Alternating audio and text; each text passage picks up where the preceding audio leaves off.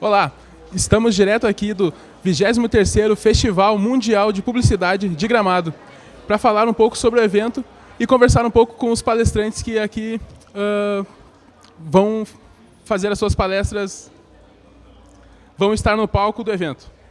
E aqui com a gente temos o Vitor ABS do ProHub.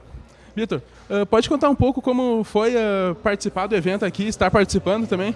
Claro. Primeiro eu queria agradecer a oportunidade de trazer aqui para falar. Queria parabenizar vocês pelo espaço montado dentro do evento. Eu sou um entusiasta, eu sou o cara que faço do mercado da comunicação a minha vida, a vida da minha família.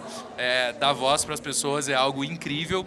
E isso foi a oportunidade que nos trouxeram, né, para falar nessa nova edição do evento, que é importantíssimo, é muito bom quando a gente consegue unir e juntar o pessoal da publicidade, que, querendo ou não, é uma galera que faz a coisa acontecer, é uma galera que envolve as marcas, criam marcas, fazem o dinheiro rodar no mercado para todas as empresas, inclusive, né, para nós aqui. E a gente veio para mostrar para o pessoal que essa ferramenta, que já não é mais tão nova assim, que é o podcast, videocast, mesacast, chama como tu quiser, ela é uma ferramenta ainda inovadora que facilita muito formatos de comunicação, facilita muito a vida dos infoprodutores, né, que em 1 hora ou 20, 30 minutos de uma conversa como essa daqui, tu tira diversos cortes de materiais para ir postando dentro das tuas agendas. Então, assim, é uma ferramenta também que dá voz às marcas, que comunica, que impacta,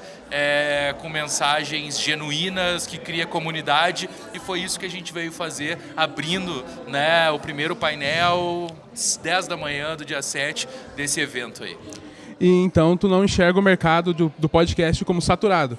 Tu acha que, então, tem muita trajetória ainda pela frente, um caminho longo ainda? Cara, essa tua pergunta é uma baita pergunta, tá? Porque, assim, se eu fosse pensar em questão de saturação, eu acho que o podcast que eu denomino podcast 1.0, eu acho que ele pode estar saturado. Os grandes players já tomaram a sua posição, já têm o market share do mercado e são muito, mas muito grandes. Vamos lá, Flow, Podpah, Inteligência Limitada, Vênus. Esses podcasts são podcasts de entretenimento, podcasts de assuntos gerais com pessoas de todas as áreas. Isso hoje, se tu construir algo nesse formato e tu ter uma expectativa de sucesso com ele, entendendo o sucesso, o número de views e patrocinadores e tudo mais, como produto eu acho que isso a gente pode estar chegando no máximo, assim, ou pelo menos no momento de platô, né? Não cresce, daqui a pouco começa a queda. Mas dentro do podcast 2.0, que é muito do que a gente falou hoje na palestra, cara, eu acho que isso continua se perpetuando e é uma baita oportunidade ainda para todo mundo. Porque, por exemplo, vou te dizer, sou um dentista e eu faço um programa somente para dentistas. Nicho do nicho do nicho do nicho. Entendeu? Eu não preciso ter 1 milhão de views para que esse negócio seja legal. Eu posso ter 300 dentistas que estejam acompanhando o meu conteúdo, que eu criei uma comunidade. Entendeu? Uhum. Eu virei autoridade, eu dou voz a outras autoridades e eu crio uma comunidade que me segue fielmente como sendo alguém referência dentro da área da odontologia.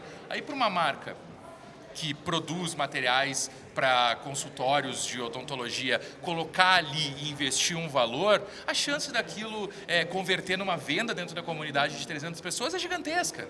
Muito diferente, por exemplo, se esse mesmo cara for no Jornal do Almoço de uma emissora qualquer, pagar 100 vezes mais de investimento, ele vai pulverizar num monte de gente que às vezes está só ligado à televisão na sala e ninguém está vendo nada, entendeu? Então vai sempre de priorizar o nicho ali, dar uma atenção para o seu nicho, cara, saber para quem está falando. Para mim, mercado de podcasts hoje é mercado de nicho, quanto mais nichado, melhor. Esse podcast 2.0 tem muitos e muitos anos de vida porque ele serve como uma ferramenta acessória para N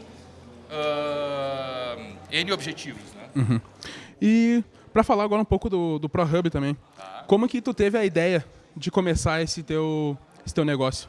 Cara, no meio da pandemia a gente já tinha falido uma das empresas minhas, que a gente tinha um complexo lá na Zona Sul, lá na Sertório, em Porto Alegre. Tinha falido uma das minhas empresas, a que ainda está viva, eu estava tocando já tinha perdido uns 14 colaboradores e a casa começou a ficar vazia. Assim, né? Começou a ficar vazia, o dinheiro já não existia mais, desespero de pandemia. E eu comecei a olhar para o mercado e as salas e uns parceiros que ainda tinham ficado com uma das empresas, que era uma produtora de eventos na parte de trás. Eu pensei, cara, a gente precisa construir alguma coisa e agora? Porque tu pode pegar a pandemia como uma tristeza ou pegar ela como uma oportunidade, né? Eu comecei a verificar o mercado de comunicação, de podcasts, e eu decidi colocar uma solução que pudesse, naquele primeiro momento, resolver a dificuldade de comunicação das empresas com as suas equipes para treinamento em outros estados, sabe? Porque não tinha como fazer locomoção, não podia ter um monte de gente numa sala, e eu vou começar a criar conteúdo em vídeo para facilitar esses treinamentos, ajudar os professores que estavam acostumados, né, ser excelentes professores, mas muitas vezes uma senhorinha de idade analfabeta digital foi colocado na frente do celular para dar aula online e corrigir as provas pelo Moodle. What the fuck, entendeu? O que é isso? Como é? Entendeu? O pessoal estava precisando de ajuda. Fora os comunicadores profissionais que estavam fazendo da sua própria casa e perceberam que existia, longe das amarras contratuais das emissoras gigantes, emissoras tradicionais de comunicação, que existia um mercado ali porque as marcas, na verdade, colavam com eles e não com as emissoras. E eu pensei, se eu colocar um estúdio e agenciar o processo de crescimento desses produtos, esses caras podem ter um lugar para vir. Dito e feito, sem dinheiro, sem nada, com o que tinha e o que não tinha, juntei a sociedade certa, os parceiros que entendiam do audiovisual. Em 13 dias a gente monta o primeiro estúdio na Sertório. No 16º dia a gente tem o primeiro podcast criado. E aí o segundo podcast já foi com o Nego Di, que tinha acabado de vir cancelado do Big Brother. Aí juntou ele, Duda Garbi, Ali Oliveira, montaram o Fora de Área, um programa que dava mais de 50 mil views. E, cara... Foi o boom. E hoje a gente está aqui. Entendeu? Com o estúdio em Gramado. Então, assim, realmente existia uma demanda latente para esse mercado e eu percebo nesses 2 anos que só cresce. Quando tu começou com esse teu projeto, tu achou que tu seria uma referência para o Brasil inteiro? Não achei que eu ia ser uma referência no Brasil inteiro. Eu tinha certeza que a gente ia dar o melhor. Isso era certo. Agora, a gente foi o segundo estúdio no Brasil a atuar nesse formato. Eu não achei que a gente iria ter montado do zero. Na época em que eu coloquei ela, eu não fiz essa análise de que eu não tinha nenhum comparativo para entender quanto custa isso, o que eu tenho que entregar com isso. Então, assim, no fim, a gente criou um mercado no sul do país, que hoje é referência nacional. A gente precificou esse mercado, a gente criou treinamentos para pessoas que atuam nesse mercado, que são o pessoal da equipe, o pessoal dos bastidores, o pessoal que faz os cortes, o pessoal que faz as edições, como se entende isso e como se faz com que esse produto seja o maior possível. Então, assim, eu penso que o seguinte, daqui a poucos anos vão ter cursos que tu vai ir num Senac da vida e tu vai fazer um curso técnico de operação de podcast, entendeu? Vai acontecer. E a gente faz parte dessa história, isso é algo muito legal. Foi pioneiro de muitas coisas, inúmeras formas de trabalhar, foi pioneiro ali também, né? E como que foi para ti começar um negócio do zero, que aqui no Brasil não tinha muita referência, e ano passado ganhar o prêmio como Jovem Empreendedor de 2022? Tu pesquisou, vocês pesquisaram. Cara, assim... Ganhar um prêmio é sempre algo de muita relevância, assim, né? O que acontece? Quando tu ganha um prêmio, e jovem, né? Já tem uns cabelinhos brancos, apesar de ser da ProHub, mas esses cabelinhos brancos. O que acontece, né, cara? Quando tu recebe aquele prêmio, um reconhecimento de que tu construiu, que tu deu sangue para fazer, de que tu teve uma ideia, realizou e concretizou, tem outro sabor, né? Não sei nem se é o prêmio, mas é tu pensar, cara, a ProHub é minha filhinha dos olhos de ouro, entendeu? Então, esse reconhecimento é para ela, a gente é um time, né? Esse time faz parte disso, a galera que está por trás faz a coisa acontecer, e foi um reconhecimento, assim, sensacional. E, Vitor, eu quero agradecer por ter tirado um tempo ali nessa correria que está hoje o festival aqui, e teria um último recado para deixar para os estudantes de jornalismo lá da Universidade Fevale. Um último recado, uma dica de quem já está no mercado já faz um tempo já, para nós que estamos recém no começo dessa nossa trajetória? Busquem novas ferramentas. Isso que vocês estão fazendo aqui é a ferramenta do futuro da comunicação. Busquem comunicar de forma genuína, verdadeira. Busquem encontrar no meandro das coisas que estão em alta informações que façam sentido para as pessoas, que sejam reais, informações que ajudem outras pessoas a crescerem, se manterem motivadas e, cara, continuem comunicando e andando, dando cada vez mais um passo, novas conexões. Vai para frente que o mundo precisa de mais gente assim. Muito obrigado. Obrigado. E conversamos hoje aqui direto do Festival de Publicidade de Gramado com o Vitor ABS da ProHub. E agora eu passo a bola para a minha colega Julia Klein, que vai falar mais um pouco sobre o mundo da internet. E seguindo o assunto de novas plataformas digitais, eu estou aqui com a sócia da empresa Name, Bruna Veronese. Seja bem-vinda. Obrigada, é um prazer estar aqui. Obrigada pelo convite. Então, Bruna, tu está aqui com as influenciadoras, os influenciadores, né? Como tu vê esse evento como uma oportunidade para eles e até para você, né? É uma oportunidade única, na verdade, porque os influenciadores eles podem ter acesso a marcas, a agentes, né, de influenciadores, a publicitários, outros influenciadores, então é um network bem específico. Isso é muito interessante.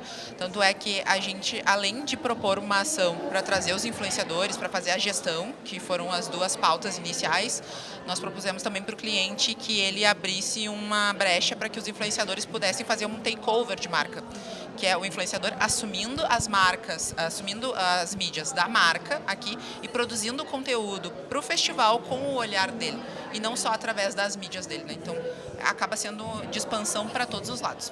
Sim. E aqui a gente fala bastante sobre o marketing de influência e de como as marcas têm cada vez mais chamado influenciadores para fazer as publis, né?